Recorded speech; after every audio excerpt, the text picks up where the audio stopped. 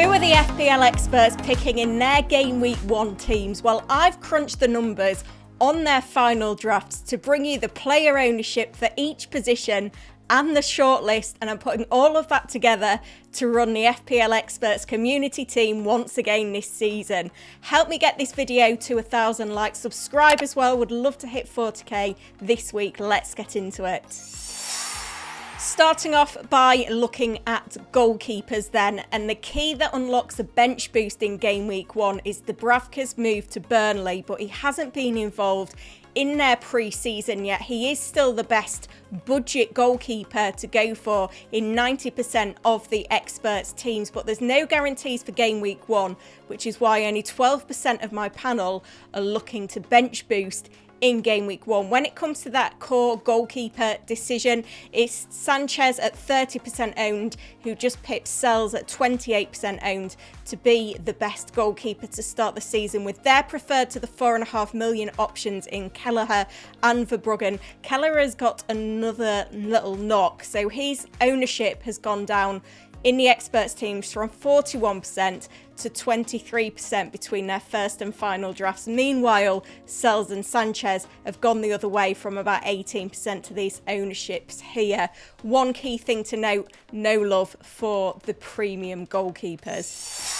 Moving into the defence then, and one thing to take note of here is while 3-5-2 is the most popular formation for the experts with 60% in their final drafts, some are considering 4 at the back, and there's a clear trend here of a move away from that 6 million defender position. Virgil van Dijk is the firm favourite. His ownership has gone up from 11% to 47% overall, which is quite intriguing when you compare his ownership in the actual game is 24%. Frimpong, more popular in the game overall at 28%.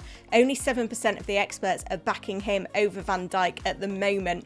We did see in the experts' first drafts that Gabriel was very popular, 32% owned. That's gone way down. He had a bit of an injury in pre-season. He is back fit again though. 21% own him overall. We've seen a massive decline in all of these 6 million defender picks. Cucurella has gone down from 30% to 9%. He's 19% owned overall. Aït-Nouri and Vardiol are nowhere. They were quite highly owned in the experts' first drafts. Still quite highly owned overall as well, around that 20% mark. The only one really trending upwards is Pedro Porro. He's gone from 14% to 21% owned in the experts team, 12% owned overall. The bigger trend though is Nottingham Forest defenders. No Forest defender actually made the shortlist of 10% ownership from the experts' first drafts. They're everywhere in their final drafts. Some are even looking at doubling up. I did ask the experts a week ago who their favourite Forest defender was, and it was Milenkovic, but it's all changed now. Plenty looking to save the 500,000 by going Neco Williams, who's in 53% of their drafts. I've gone the other way in my latest draft. Catch up with that if you missed it on Sunday. I'd found the 0.5 to upgrade to Milenkovic. Murillo, though, preferred to Milenkovic now as well in 34% of the experts' drafts. That's quite interesting. It surprises me, actually, why he might be quite popular. If you look at the ownership of these Forest defenders overall, they're all pretty low. It's actually Aina who's the highest owned overall at 17% of teams.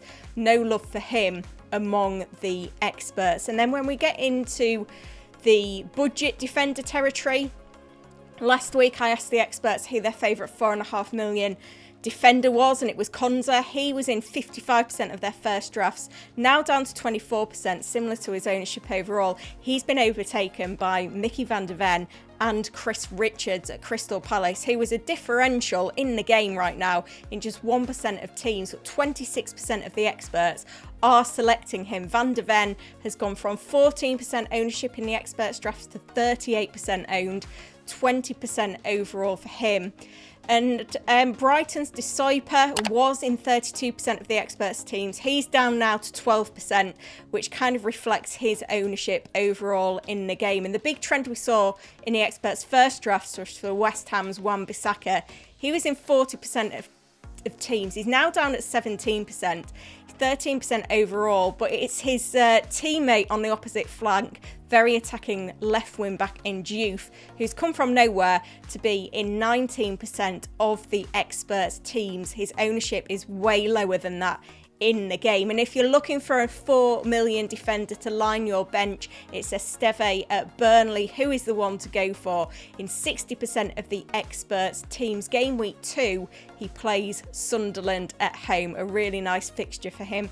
Only 15% overall, but he's the one to go with. Into the midfield then, and Palmer has overtaken Salah as the experts' favourite pick from their final drafts, up to 91% ownership.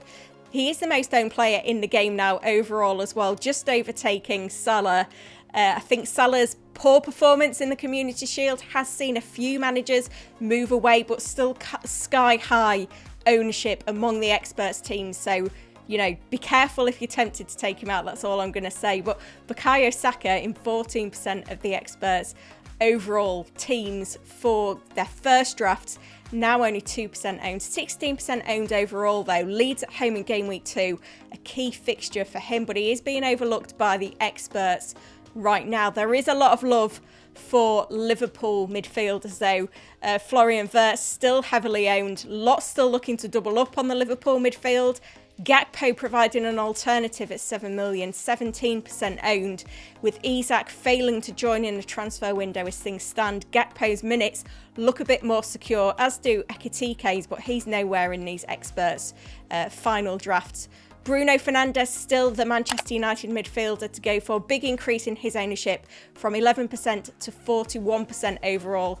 Only 16% in the game in general own him though, with Mbeumo and Kuna taking some ownership. They're nowhere in these experts' final drafts. We see Morgan Rogers is still 22% owned in the experts' final drafts. That is a bit of a dip. He has had an ankle injury in pre-season though and is a doubt for game week 1. And we see Marmoush, who was 25% owned in the experts' first drafts, now gone down to 2%. He's 13% owned overall, but there are other options in Man City's attack. More on that shortly. I asked the experts in their key questions last week for their best cheap midfielders. At the 6.5 million bracket, it was Ndiaye at Everton, still very popular overall. 13% of managers in the game own him. Elliot Anderson, a big favourite at that 6 million or under. His ownership has grown from nowhere to 41% among the experts teams for their final drafts. He was only 5% owned in the game. Kudus going in the other direction. He was in 52% of the experts' first drafts, now only 12% owned. 24% owned overall though, so there is still some love for him there. But look at these budget options that are emerging. We've got Rangers at Manchester City, 5.5 million midfielder with Kovacic and Rodri out to start the season. It looks like he could be playing in the defensive too, but more of a box-to-box man under Pep. 22% of the experts are backing him, 9% owned overall. And Dewsbury Hall has moved to Everton in this window. He's 12% owned by the experts, just 5 million. 2% owned overall, so keep an eye on those two differentials because they can open up things like a Manchester United midfielder or even a double up on the Liverpool attack. Finally, let's have a look at the ownership of forwards then, and Erling Haaland is increasing in popularity. He's gone from 7% to 18% across pre-season. That's closer to his overall 22% ownership in the game. But the big takeaway from the experts' final drafts, Ollie Watkins, been bang on form in pre-season. His ownership among the experts has gone from 18% to 88%. That is huge. Less than 20% owned in the game overall though, so he is a differential. Compare that to Goalkeepers in none of the experts' final drafts, 25% owned overall.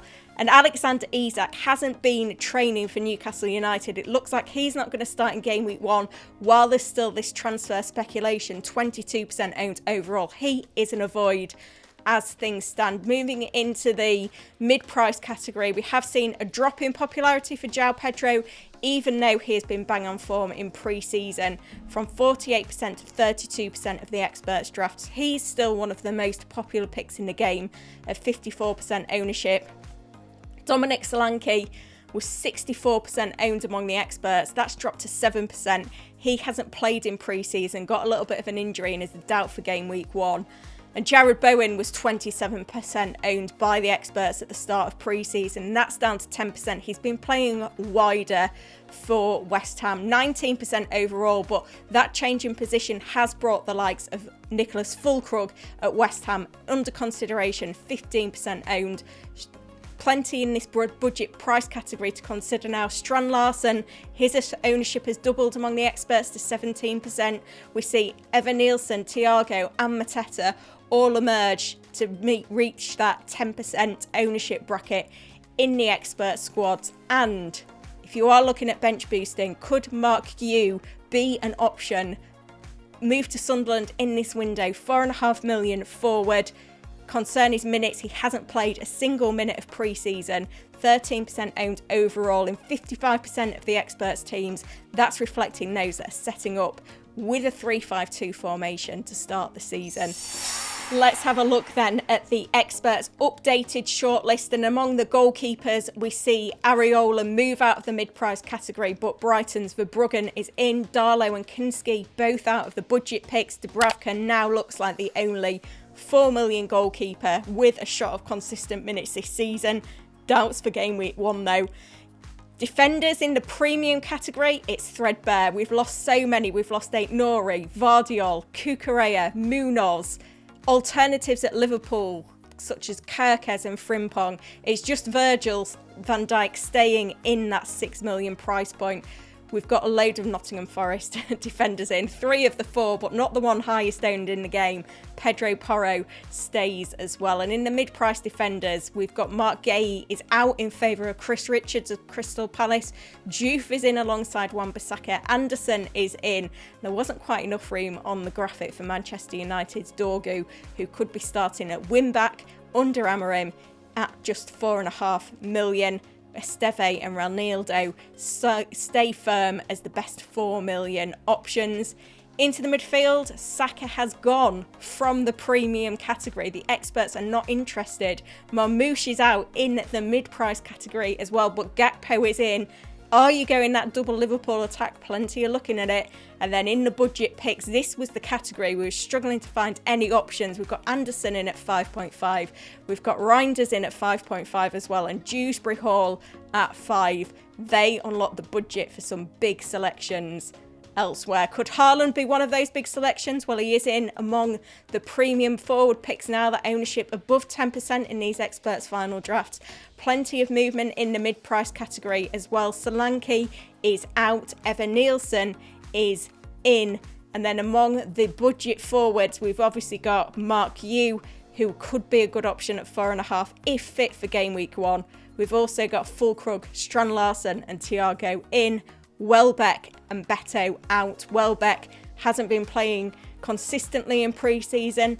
Beto, is he a starter for Everton or will it be Barry? Some big takeaways from this expert shortlist. Bringing all of that together then, this is the FPL Experts community team to start game week 1. I've brought all of their ownerships to bring you an affordable 11, and I will be asking the experts week to week which transfers to make, when to play the chips. Let's see if it can get another top 10k finish. In between the sticks then, it is Sanchez with Dubravka as the backup. And then moving into the defence, Van Dijk is in, as is Neco Williams and Van de Ven, with Chris Richards and Esteve on the bench. It is a 3-5-2 formation and the midfield is stacked. It's Salah and Palmer. Wirtz just gets in ahead of Fernandes. There was no room for both of them to make the budget, and Dye and Anderson are the cheap picks to make this 11 affordable. And the front line is Watkins and João Pedro with Mark Gu on the bench. I did ask the experts, of course, who they were planning to captain in game week 1.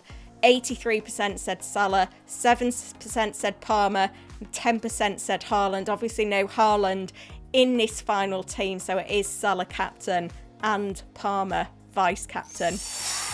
What do you think to this experts community team then? Let me know in the comments. This video was available early for channel members. Click the join button to get involved. Let's get it to 1,000 likes. Subscribe, help me get to 40k by the game week 1 deadline, and make sure you do not miss my team selection for game week 1, which is dropping on Thursday. Thank you for watching.